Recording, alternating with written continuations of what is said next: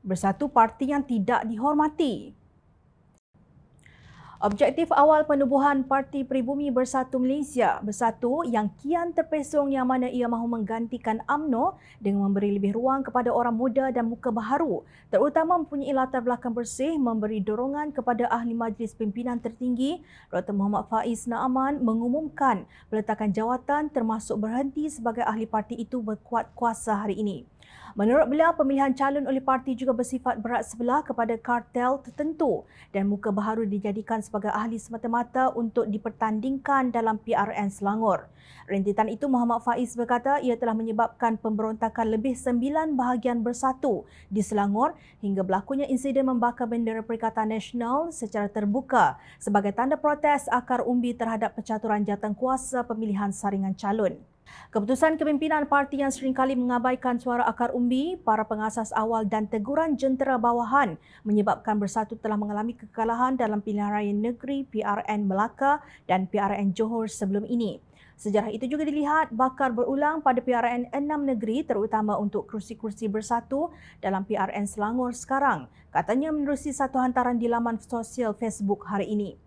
Tambah beliau, bukan itu sahaja, kelemahan lembaga disiplin parti yang lambat dan banyak kerenah menyebabkan watak yang telah keluar dan mengkhianati parti dalam pilihan raya umum ke-15 lalu boleh kembali mendakwa dirinya masih menjadi ahli Bersatu untuk dipilih menjadi calon PN dalam PRN ini. Tidak mengherankan jika Bersatu tidak lagi menjadi wadah tumpuan penghijrahan mereka dari parti-parti lain atau menjadi sasaran kemasukan anak-anak muda serta orang baharu dalam politik memandangkan kerapuhan sistem pengurusan keahlian, ujarnya. Pada masa sama, Muhammad Faiz memaklumkan bahawa parti berkenaan makin tidak dihormati. Malah ujar beliau ada permintaan dan keputusan rundingan tidak diendahkan oleh rakan parti yang terkuat dalam PN apabila mereka tahu bahawa Bersatu makin lemah dari segi kepimpinan dan pengaruh akibat percaturan politik dalaman.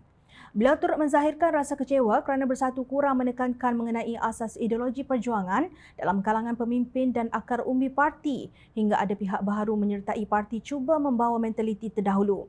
Saya ingin membuka lembaran buku baharu kehidupan sempena penghijrahan saya ini tanpa menoleh lagi ke belakang. Saya harap kita boleh mengamalkan politik matang berdasarkan rasional, fakta, realiti dan keutamaan dalam membentuk masyarakat yang adil, cerdik menilai serta tidak taksub dengan individu demi membina kembali negara majmuk, katanya.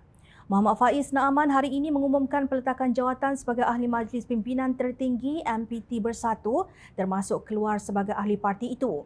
Keputusan yang saya ambil ini tidak dipengaruhi oleh mana-mana pihak, dibuat secara sukarela dan berdasarkan prinsip yang saya pegang di mana saya tidak boleh lagi mewakili kepimpinan parti kerana mempunyai pertentangan pendapat, idea serta visi mengenai pengurusan serta hala tuju Bersatu.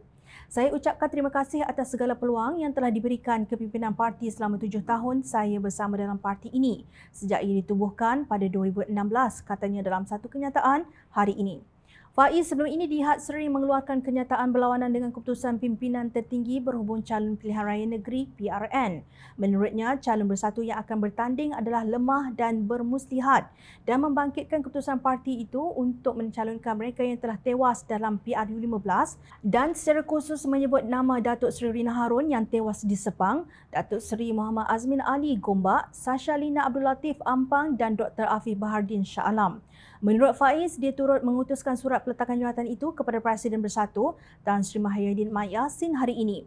Faiz yang dilantik sebagai Ahli Majlis Tertinggi Bersatu pada 2020 mendakwa parti itu tidak dihormati oleh parti komponen Perikatan Nasional terbesar. Siapa parti terbesar itu? Terang lagikan bersuluh, jawapan ada pada anda. Lebih memalukan sekarang ialah Bersatu hakikatnya makin tidak dihormati, malah ada permintaan dan keputusan rundingan tidak diendahkan oleh parti rakan komponen yang terkuat dalam PN.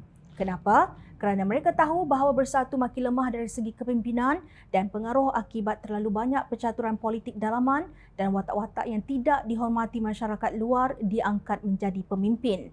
Kepada para pengundi di 6 negeri, anda masih belum terlewat membuat keputusan seperti mana yang dilakukan figura penting dalam PN yang bernama Faiz. Rasional, fakta, realiti dan membentuk masyarakat yang adil, cerdik menilai serta tidak taksub jadikan sandaran dalam membuat keputusan demi generasi akan datang.